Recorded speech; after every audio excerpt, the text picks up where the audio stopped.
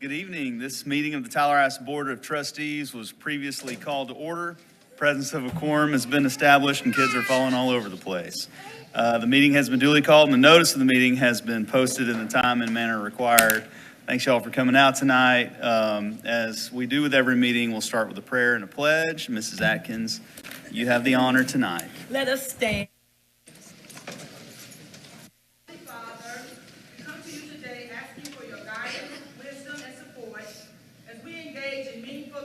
About what is best for the Tyler ISD educators, students, the school community, and our community at large. Our world is in turmoil, and we need you so very much. We thank you for the privileges and the freedoms we have in our country. We are thankful to the men and women who fought for our rights and those who are continuously fighting. We continue seeking your wisdom, guidance, courage, and strength. Help us to be wise in the decisions we make for the good of all those who have placed their trust and confidence in our leadership. Give us insight to lead with integrity. Thank you for your loving kindness that never fails us. Strengthen us and fill us with your peace. It's in Jesus' name I pray. Amen. Amen. Allegiance to the flag of the United States of America and to the republic for which it stands, one nation, under God, indivisible, liberty and justice for all. Honor the Texas flag. I pledge allegiance to thee, Texas, one state, under God, one and indivisible. Okay, thank you, Ms. Atkins. Coming out of executive session, we do have a little business to take care of. It's a discussion concerning terminating the Chapter 21 probationary employment contract of Jacqueline Otto. Do I have a motion on that item? Yes, Mr. Washman. I move that the board terminate the Chapter 21 probationary employment contract of Jacqueline Otto, which was previously proposed for termination by the board for abandonment of her job duties. Thank you. Do I have a second? Second. All in favor, say aye. Aye. Aye. All opposed? The ayes have it, the motion carries. Okay, moving on, we actually, I think, have some public participation. But before that, we'll have special recognitions.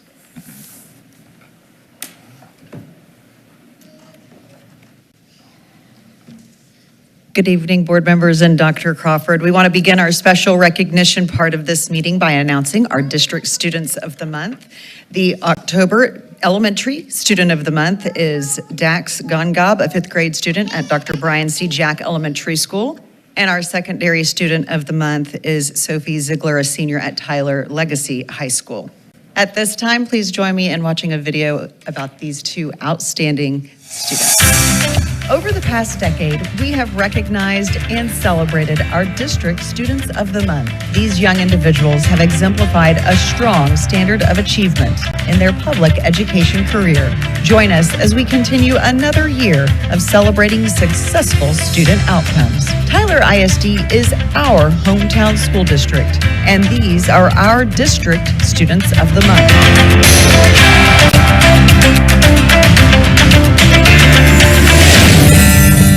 Introducing our elementary honoree. Hi, I'm Dax Gongab. I'm the district student for the month of October. Dax is a true Jack patriot. He exemplifies a leader's attitude and demonstrates it every day at his campus.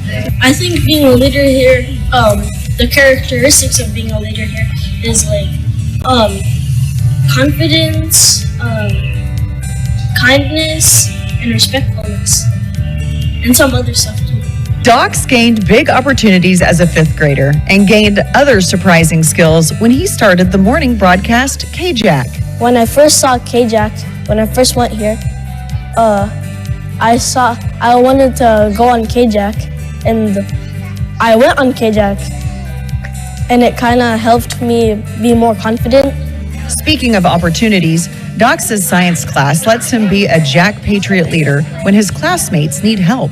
He is that one to usually step up and to lead and be the one to not only lead and give the answers or information, but pull those along with him as well. Our secondary honoree, Hi, my name is Sophie Ziegler, and I'm the District Secondary Student of the Month for October. Sophie is a senior at Legacy.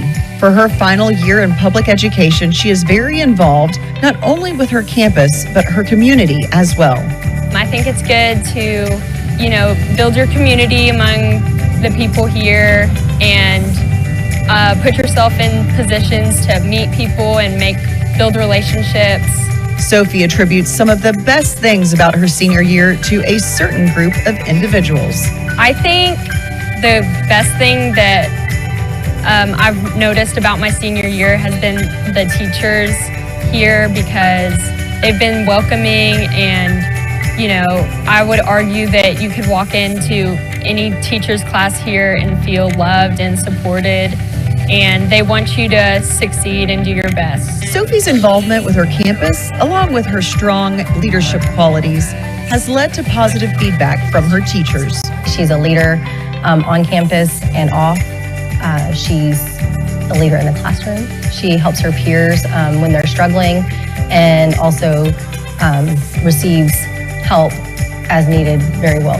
Congratulations to these outstanding students and their successful student outcomes in your hometown school district. Sponsored by Christus Trinity Mother Francis Health System. And now we'd like to invite the board down in front, and we're going to invite our elementary student of the month up here in just a second.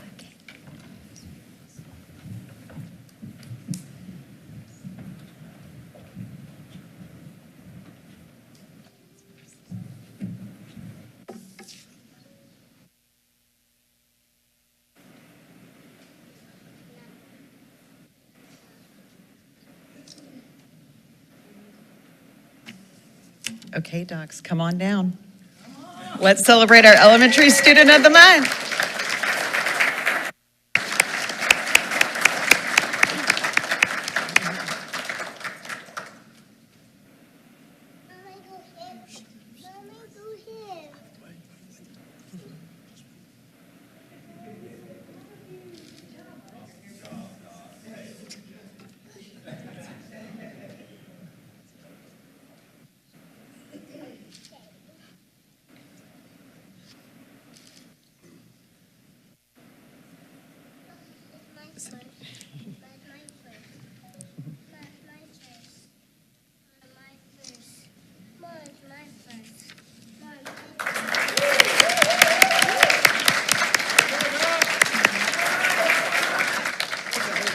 And now we would like to invite Sophie up to receive her Secondary Student of the Month award.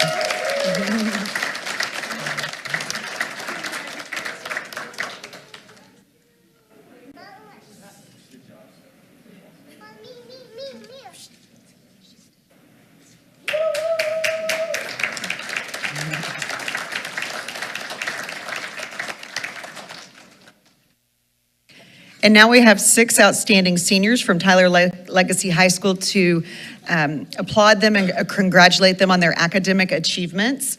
Students, as I call your names, please come forward to shake the hands of the board members and to receive your certificate, and then stand off to the side for a group photo at the end. First up, we have Brady Fella, who has been named a 2024 National Merit Semifinalist.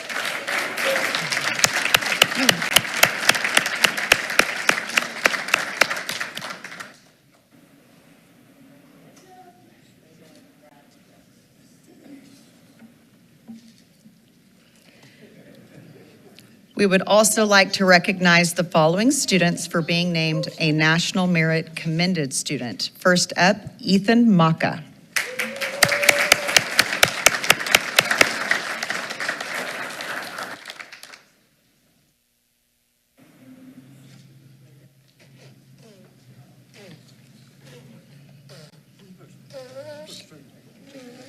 Now we have Sine Salvi.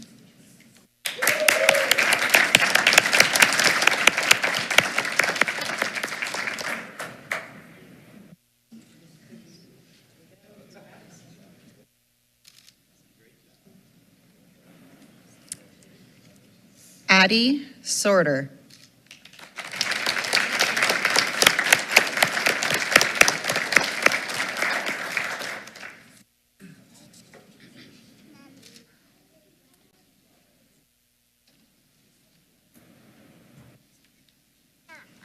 And Austin Walls.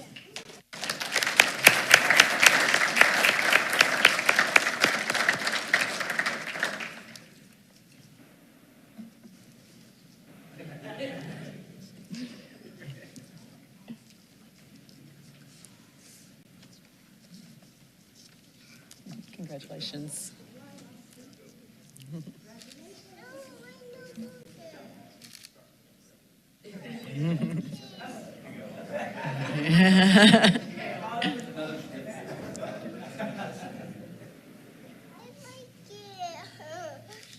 And now if y'all could all come together for one group photo, that would be great.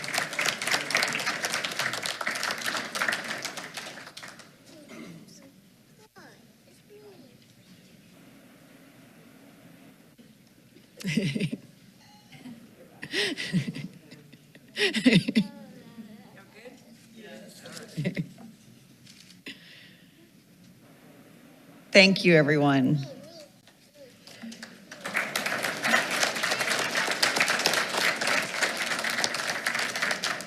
This month, we will begin celebrating an elementary teacher of the month and a secondary teacher of the month. Our elementary district teacher of the month is Martha Ramirez from Orr Elementary School. And here are a few comments that her principal had to say about her. Ms. Ramirez is a third grade math teacher who was recently named a top teacher nominee for the 22-23 year and is a campus instructional leadership team member on campus. She exudes character, consistency, leadership, and work ethic. Come on down.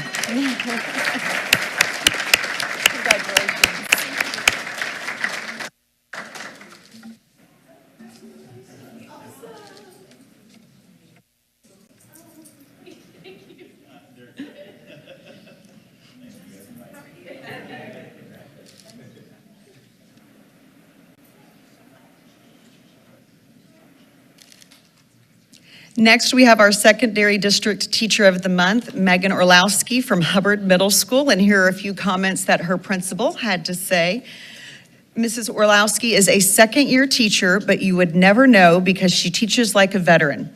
She has the data to approve her effectiveness, loves her students, and embraces all campus initiatives such as small group instruction, Avid implementation, and building relationships with the students. She has really impressed me this year due to her actual instruction and positive attitude outside of the classroom. She is always so positive. Come on down, Mrs. Orlowski.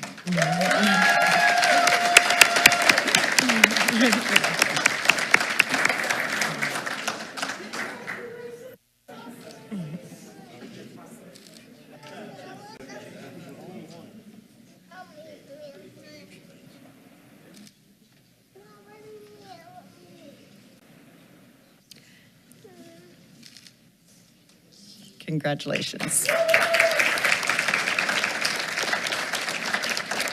And last but not least, tonight we have a special recognition of the heroic efforts of Tyler ISD Police Officer Jason Westbrook for performing the Heimlich maneuver on a student who was choking in class at Tyler Legacy High School. We are very thankful to have had Officer Westbrook on the campus and close by to take immediate action to resolve a very serious and potentially life-threatening situation. Tyler ISD is proud to recognize Tyler ISD Officer Jason Westbrook at Tyler Legacy High School for this honor. If you want to come on down.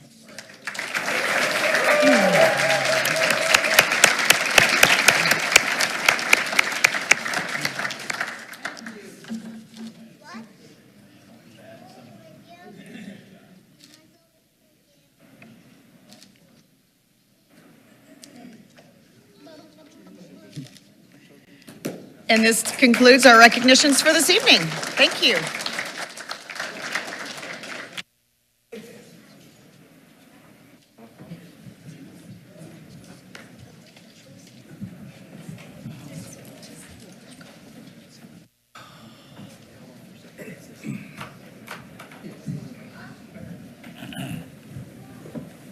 goes half the room.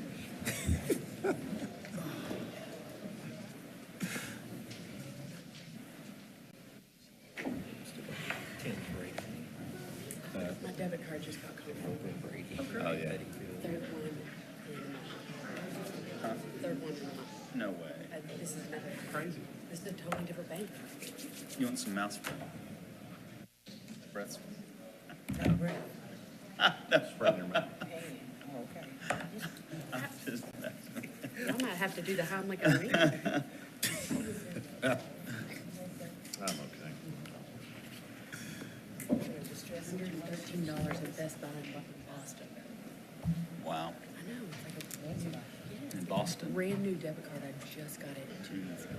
Enter it online anywhere? I haven't even used it. That's strange. Boston. Probably got mailed out of there.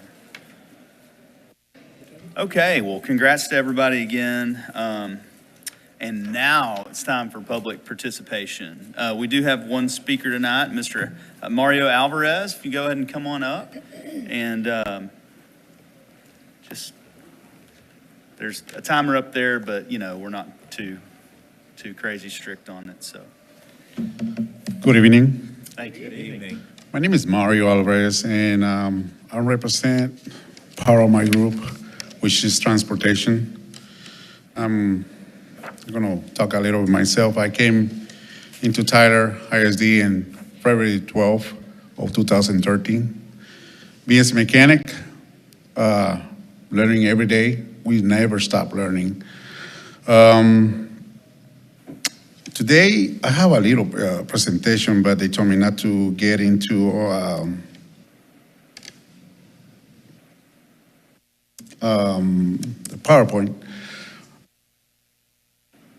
How we have an issue in transportation, our time, materials that we got. Like I said, we think our team right here is drivers, monitors, and me and mechanics. Some of the mechanics are not here, but we have a concern on how we get paid.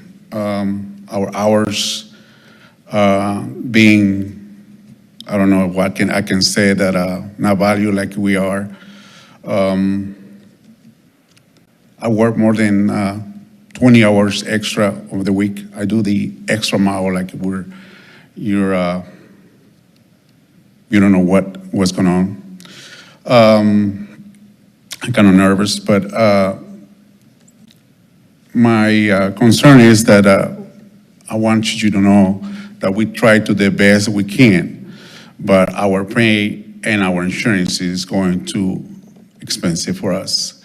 For 40 hours that we normally supposed to work, we work 20 hours, and they are using them for the bank, and the bank is not working because they're not paying the overtime like it's supposed to be paying on by the law. My Lord is my shepherd, and I lack nothing. But we want you to pay attention to transportation, please, because we need help. Our transportation need help. Our vehicles need help. We need maintenance. We need tools. We need more people. Driver license, CDL is not easy. It's not easy. It's hard. Believe me, we are short on drivers. We just need somebody to step up and come to listen to us up there in transportation. I have a presentation, but I couldn't get it on PowerPoint. But if you willing to see it, I have it on my USB. Thank you. Thank you, Mr. Alvarez. And hey, feel free to email it, the presentation, if you want, Sure. and that way we'll get it. Thank you. Okay, thank you. Thank you. Okay. All right, moving on down the agenda, we do have the approval of minutes from previous meetings. We have a workshop from September 7th and September 18th regular meeting. Do I have a motion to approve those minutes from those meetings? So move. Thank you. Do I have a second? Second. All in favor say aye. Aye. All opposed? The ayes have it, and the motion carries. Now we have an update about some student outcomes, an early literacy and numeracy update, M-Class and iReady. Beginning of the year results. Dr. Johnita Ward and Ms. Cassandra Chapa will be providing an update of the iReady system that we've used as a diagnostic for where our kids are at the beginning of the year. We'll have another one of these in the middle of the year and then another one of these at the end of the year. As y'all will recall, publicly, we'll go ahead and state this, we used to use a long time ago NWEA MAP and then most recently Renaissance. We switched over to iReady after we'd had this used inside of our schools quite a bit during the former STAR test that we used to proctor. Now that STAR 2.0 has been ascended upon us, we are now an iReady district. So we're going to turn it over to Ms. Chapa and Dr. Ward. Good evening, Dr. Crawford, President Washman and Board. As Dr. Crawford said, we're just going to give you guys some highlights of our data for M-Class and iReady. I'm going to start off with M-Class, and then Ms. Chapa will be talking to you about our iReady data. We talk to you each year about M-Class. It is given to kindergarten through second grade students. It is not to project STAR proficiency. Teachers assess the students in a one-on-one situation with different reading skills 3 times per year. So at the beginning of the year, of course, it's baseline data, and we're looking to see which kids are at grade level at the beginning of the year. So I'm providing you here some cohort data. Of course, kindergarten doesn't have a cohort, but we have 27% of our kindergartners who are entering into kindergarten at or above grade level with those particular reading skills. In first grade, as you can see, those kids last year when they entered kindergarten, they were at 29%, but the students now entering into first grade are at 43% at the beginning of the year. And second grade, you can see they're now at 49% at the beginning of the year. And again, this is baseline data saying these kids are coming at grade level. But of course, we know we do a lot of interventions to get them where they need to be. In the middle of the year is more of data that projects like how they're doing with instruction. Because at the beginning of the year, of course, you haven't been able to instruct them. We're just trying to see where are they at or above grade level. The next slide, again, more baseline data for the beginning of the year based on demographics. And you can see there those kids in the percents for each demographic from last year to this year. And this is K-2 combined. Some of the things that we're doing to work on is we are identifying those students who are well or below grade level or below grade level. We do progress monitoring for those kids. So the teachers, of course, are intervening with small group instruction. And then every 10 days, they assess the kids again because we want to make sure that we're not waiting till the middle of the year to see if those kids are improving. And of course, we would love to come back to you in January with some data showing that these kids are now progressing towards at or above grade level. So those are the 2 slides I wanted to share with you regarding M-Class. Now Ms. Chapa is going to talk to you about iReady. Yeah, so as Mr. Ronald Jones might say, we ready for iReady. And I'm glad that I get to share our first baseline data with you. And so again, this is used to assess math and reading. We do this 3 times a year, as Dr. Crawford mentioned. This is done online in a group setting, so classes are taking this all at the same time. Our younger students do have the option to have things read to them. And it's also used to project STAR proficiency, and it's used to provide intervention and personalized learning for our students. So as we look at this first slide, these numbers tell us a couple of things. We are utilizing a local linking study to determine approaches, meets, and masters. iReady does not have their linking study complete as we await the state to put out their official cut scores. And so these numbers tell us a couple of things. One, as Dr. Ward mentioned, our baseline. This is our first time utilizing this diagnostic district-wide, and this is just telling us where our kids are at the moment and where we foresee them being at the end of the year. So again, this is not their projection if they took STAR today. It is where we think that they'll be if they persist with our curriculum throughout the school year and what we hope to see in the spring. From these numbers, we are utilizing the personalized learning features. We are utilizing the data so that we can be above this baseline when we get to January and even further along when we get to the spring. We don't have any cohort comparison data because, again, this is our first year, but our amazing Dr. Jamie Curitan has been able to secure some comparison data for those that take iReady across the state and for districts that are akin to Tyler in terms of demographic and economic status. So again, this is our baseline. This is where our students are starting the year. And as we can see, it's similar or not above where the rest of the state or our comparison districts are starting as well. And so across the state, we estimate about 360,000 students taking iReady as their diagnostic. So these are very promising numbers for us. Again, for kindergarten, we're aware of where they're starting the year, and we're going to utilize that data to make some gains by January. Similarly, you'll see our math cohort data. One thing I did not mention at the beginning that we're going to look into these numbers a little bit more strategically is it is an adaptive test. So where students are progressing, they might start receiving some different questions than their peers to assess their true grade level potential. But again, these are our baseline numbers that we're going to be utilizing to do some interventions through their personalized learning and through our small groups in Tier 1.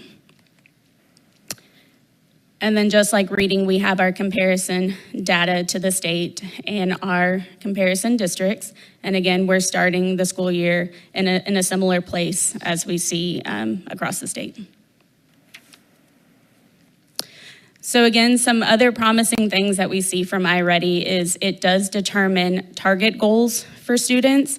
It also provides very strategic usage. So we encourage our students to use this 30 to 49 minutes a week. Teachers are looking for students that are passing 70% of the lessons that they take at 70% or higher. So if students are able to do that consistently, they make their typical growth, and our teachers are able to pull reports. They've gone to training on how to also utilize lessons with students for a small group, and then our administrators are also very excited to be using iReady. They know their teachers really love to use it. They see it in their classrooms, and they're able to pull weekly reports to check for usage as well. And so that's what we have for y'all today, and we welcome any questions. Thank you. Does anybody have any questions or comments? Just a question regarding the personalized learning. How is that designed? Is that done by the teacher, or do they have assistance in doing that? Or Yeah, so it is an adaptive program, Okay. and so the program designs it based on the student's performance. What's really interesting about iReady is it also can determine if a student has rushed. So if they take the diagnostic and the program feels like they answered the questions a little too quickly and it may not actually align, it actually provides the teacher some guidance on how they can approach that student. So there is that personalized learning that's done by the program.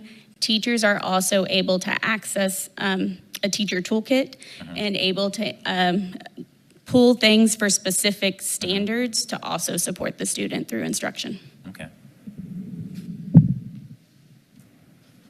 Anybody else have any questions or comments? One thing that jumped out to me, and you might need to refresh me on where we ended up last year on the approaches, the actual STAR test. I mean, like 80s seems pretty up there. I mean, would that be a major jump from where we were if we were to pull these numbers off this year? Yeah, so it's a little bit, it is promising. It's very promising if we were to approach it. It is a scaled test though. So our middle of year cut scores for iReady will be increased from where they are now. So it is telling us that our students are coming to us approaching their grade level. But that middle of year is really what's gonna kind of be able to determine who's taking in the instruction that they're receiving at grade level and where they'll really be by January. It is not off from some of our campuses, and how well they're performing at the end of last year. We'll know for sure, Right. in about a month or so, Yeah. but it is promising. That 80% or the 80%, that includes the meets and the masters, if I remember correct. That's, yeah. Okay. Anybody else? Public disclosure, remember, approaches is passing. Even though there's a lot of folks that are out there right now that are trying to get some things passed through the special session of the legislature, like to look at only the meets and the masters. If you design the test buddy and you call it passing, it's passing, in my opinion. The comparison districts, without Yeah. naming those, because I don't even think that they're named for us, or are they? They're not, okay. Just think about the size of school systems that mirror our demographics, and also the ethnicities and the actual enrollment numbers. So think about the districts that might be between Fort Worth and El Paso on I-20, maybe somewhere up above the Cap Rock, that little strand up there that has a university up there. You might also think about the one district that is not College Station, but it's right outside of College Station, up and down I-35, that might have a green and gold university. Those are some of the comparison school systems that usually get grouped in, lopped into some of this, is what we're compared to. So that's promising that we're right competing there with that as well. Okay. We'll look forward to seeing how this progresses throughout the year, and always hopeful, always believe in y'all. So thank you. Thank you. Okay. We have business, legal, finance consent agenda. And are we going to pull any of these?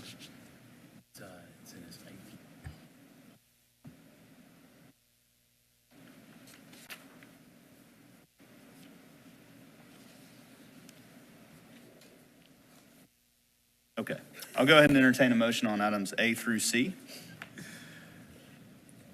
I move we approve items A through C. Good deal. Do I have a second? Second. Okay. Okay. All in favor, say aye. Aye. All opposed? The ayes have it, and the motion carries. All right. Now, on the curriculum instruction consent agenda, I think we're going to table item A and bring that back in the future, correct? Yes. We need a motion to table A, so move. Do I have a second?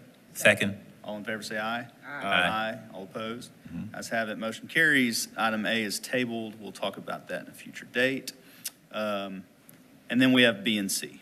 Do I have a motion to approve items B and C? I move we approve items B and C. Thank you. Do I have a second? Second. All in favor, say aye. Aye. All opposed? Ayes have it, motion carries. Items B and C are approved. Now we have a construction update. Got a couple more projects coming up, or going on right now. We have our crack facilities team, the Plaid brothers and Barbie. And Mr. Loper and Mr. Bettingfield and Mrs. Jones are here to provide you a construction update on Early College High School and Hubbard Middle School. Mr. Loper? Thank you, Dr. Crawford, and we will begin with ladies first and her full October breast cancer wardrobe, quite appropriate. Okay. Mr. Bogue, if we would start Early College High School first, and we'll be here to answer any questions. The Early College High School project is in the final stages of building construction. The steel erection and tornado shelter roof were completed, and masonry started in May. For June, sheetrock was hung and overheads in the kitchen were installed as well. July 2023, the curtain wall started for the front of the building. Tile work was started in the kitchen area. Second floor overhead started and the roof was finished in the classroom locations. The main power for the building was turned on mid-August to help move towards the finish-out stage of the building. By mid-September, the kitchen freezer panels arrived. Tile was finished in the kitchen. First and second floor tape, bed, texture, and paint were completed, and installation of light fixtures and ceiling grid in classrooms and administration areas. Enter in October, the area focus has been to prepare for furniture delivery set to arrive on November 13th. The building envelope is almost enclosed. The elevator is scheduled to arrive mid-October. HVAC rooftops are now installed in Area B of classrooms. HVAC inlines are almost complete in the tornado shelter area. Soon, interactive flat panels will be installed along with doors and hardware. The phenolic soffit is complete on the exterior. The construction trailer was removed to start working on sidewalks on the front entrance area of the building. Currently, the E-layer for the turf field is being laid, and before the end of the month, you should see turf installed on the practice field. The Facilities Department would like to thank taxpayers for their support as we approach final completion of the Early College High School facility.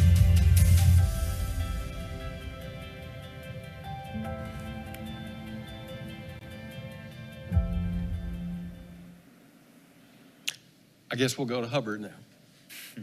This bond 2022 Hubbard Middle School construction update begins in April of 2023 with visible work activities occurring at the gym foundations and roofing on the main building. In June, we completed an early abatement of floor tiles in the existing campus in preparation for the future demolition phase, along with the new gym foundation walls and the installation of HVAC rooftop units on the new building. Progress continued in July on the gyms with backfill of the foundation walls to bring the foundations up to grade. This also included the final installation of rammed aggregate piers. August progress included connections of site utilities, interior drywall and paint, and mechanical, electrical, and plumbing work. The front of the project took shape with brick masonry, which carried on into September. Interior work included polishing concrete floors, interior painting, and restroom wall tiles. Technology cabling was started and life safety systems began. October's interior work in the administrative and academic wings included millwork cabinets, tile wall wainscoting, vinyl wall covering, final paint, science lab casework, electrical and plumbing fixtures, ceilings, and flooring. The front entry is starting to take shape with the glass curtain wall system and exterior soffit work. And as you can see in the left corner of the project, the insulated concrete forms are outlining the auxiliary gym, which also serves as the campus storm shelter, and CMU block walls are creating the competition gym. You can also see the front parking lot starting to take shape in preparation for the final milestones of Phase 1 of the Hubbard Middle School project. And in the next few months, major construction efforts will continue at the athletic areas and gyms, while finishing touches will be placed in the academic and administrative areas. We are within budget and tracking towards completion at the Hubbard Middle School project.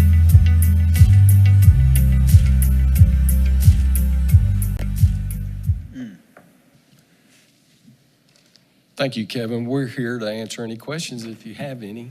I can tell you this is we've met with contractors, and we've been asked this quite a bit between the three of us. Are they going to finish on time? Well, here's the answer. We've met with the contractors. They're confident in their schedules, and as a facility department, we're holding them to their contracts. Great. Anybody have any questions or comments? I really enjoy these videos because the cars drive backwards and the people walk backwards. And it's always funny when you're watching them. But, you know, I get to drive by Hubbard every day, and so does Wade, and it is so pretty and so beautiful, and the kids just, I swear, every time Lachlan's like, are we gonna move in this year? Are we gonna move? You know, they're very excited, and so good job, and they've done a really good job, and it's very exciting. Well, we were only going to move in this year if out of necessity. And it looks like that necessity is pretty small. We never were going to really move into early college because they have an existing facility that does not need to be torn down, that'll actually be repurposed. But talking to the principals, it just makes more sense to leave operations the same as they are now. especially with the spring testing season. That's right what we'd be trying to move in, trying to move teachers in over 9 days as opposed to 2.5 months. It's just something that we just really did not want to do. So to answer Ms. Laughlin's question, no, we're not. We're going to hold off on it. This year's 8th grade will be the last group to be in, and next year's 6th, 7th, and 8th grade will be the first in the new building as well. Just a question. You kind of alluded to this at early college. It seems it's going to have a kitchen. There is a kitchen? Yes, there is a kitchen. Is there a kitchen being built at Hubbard? There's a very nice kitchen being built at Hubbard. Okay, thank you. All right, just check both of those right there. Just want to make sure that the public knows that there are kitchens being built in all of our schools, originally designed for those schools, and kids are being fed hot meals every day. So thank y'all for answering that question. So we have kitchens at both of our high schools? They're great kitchen. Have you ever seen them? Yeah, they're awesome. They're incredible. Industrial Our size students are kitchens. blessed. They're awesome. Our We students and our community is blessed, and we're blessed that we live where we do, and they support us, and these awesome facilities for their kids, and y'all are doing great. So early college, I mean, we're moving furniture in next month. So, I mean, it'll be really ready to go by the time they need to move in. That's impressive. I know it was a little smaller project, but Well, we really like it, Mr. Washman, because unlike when the high schools were we kind of phasing in at both places to move in as other phases were being done, the punch listing that's going to be able to be done here at both facilities is going to be meticulous. And of course, punch listing is the responsibility goes to the builder without having to do it around students and around staff. So there's a lot of promise in being able to actually have a summer move in for both of these as far as being handed over great facilities. As y'all recall with both of our high schools, because we had already moved in, having to work around students and our staff of an operating school is tough to get a tile fixed or a piece of the floor that might have malfunctioned or was not up to the standards that y'all expect. It took a little longer. We'll have pretty much a scot-free environment to be able to conduct that. Mr. Loper?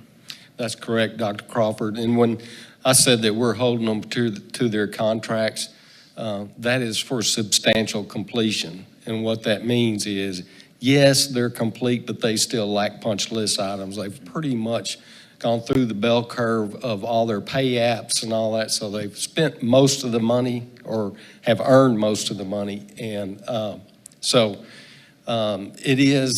it is difficult when you're moving in on top and there gets to be a lot of finger pointing, or can be. Well, y'all did this, the movers did that, or no, it wasn't like that. So it is comforting for us that we have a good, thorough time to really complete these things and get the punch list done.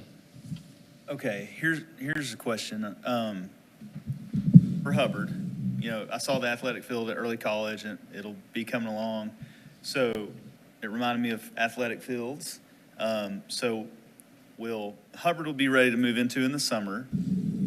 I'm sure we'll go through a full year of school there, and the last bell rings and kids are getting out. When does demo start, and do we know the timeline loosely for the athletic field at Hubbard? Sure, absolutely. So my plan is to, as soon as the bell rings for school to let out, the next day we're moving out of that campus. 3 days later, we're starting demo. Okay. Progress, we've already made some moves previously in the summer that will give us a head start to start that demo. And then as soon as we're actually strategizing which building to demolish first, get it hauled off, then we'll start working on the field immediately. Our intention is to have that field completed by fall, probably not for football season though. Right, okay. Maybe for track season. Definitely for track season, yes. That'd be good. 8-lane track. 8-lane track. UIL certified. Certified track. So Tyler, Texas will have a UIL certified track we can host meets at. That'll be awesome. Anybody else have any comments or questions? Thank you. We appreciate you, and looking forward to finishing strong. Thank you.